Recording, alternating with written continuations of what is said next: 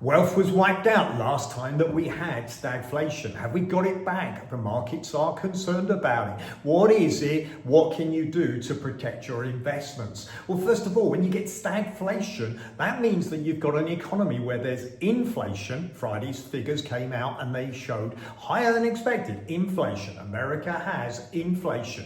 And with tariffs, it's likely that inflation's going to go higher. But at the same time, the consumer was spending less. So when you have an economy which is stagnant, but you have inflation, why does it cause a problem? Well, the Fed can't do too much about it. In other words, they're in a situation whereby inflation, normally you'd raise interest rates, but if you do, you're going to crash the economy.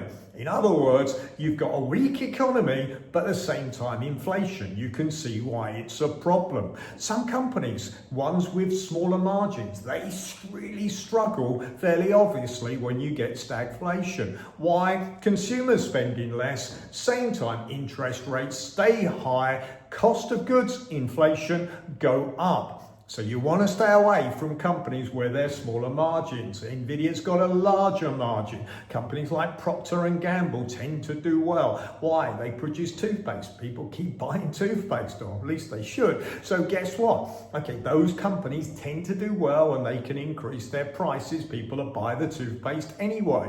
Other companies with higher dividends, reliable companies, it's Warren Buffett style investment. Those companies tend to do well. Have we got stagflation? Well, right now, the market is worried about it. So therefore, it's sensible to diversify, sensible to just be aware of it and make sure that your money's invested in the right sectors, understand what it is, make sure you've got yourself protected.